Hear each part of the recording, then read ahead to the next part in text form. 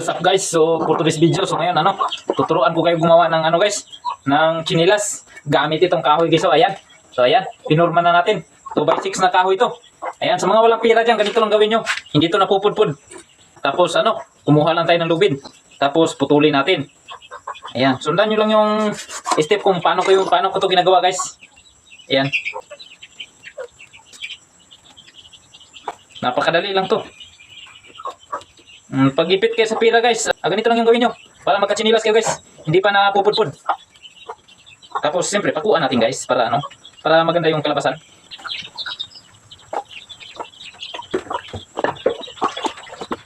Ito guys, hindi ito napupudpud.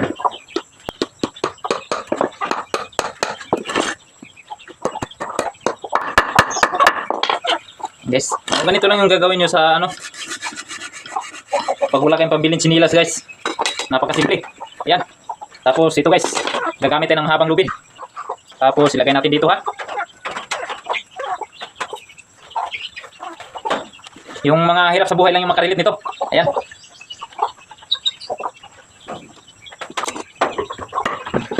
Ayan. Oh, chinilas na.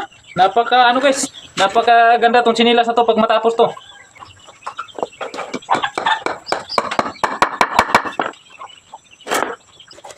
Napakaganda pa natin chinilas na gawa. Ayan guys, gagamitan na natin ng pako. Wala nang rugby to. Yung rugby guys natatanggal, ito hindi.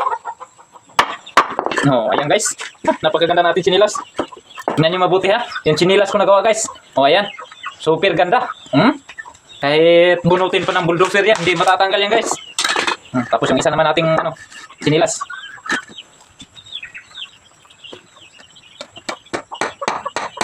Hindi ka na bibili ng ng chinilas guys pag nakita mo yung video na to.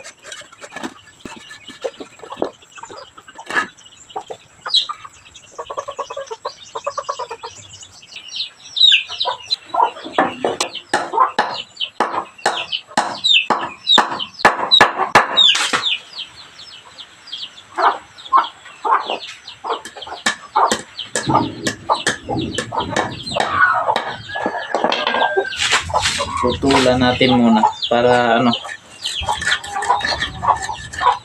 maganda yung pagkagawa natin.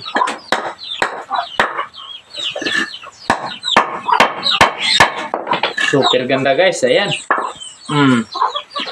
Di ba? Ganda ng kalabasan ng ating chinilas. Tumutunog pa. Ayan yung chinilas na gawa natin. Sobrang ganda guys. So, sa mga gusto magpagawa ng chinilas dyan, just comment down below para gawan ko kayo ng chinilas guys. Libre lang, basta magdala kayo ng maliit na manok.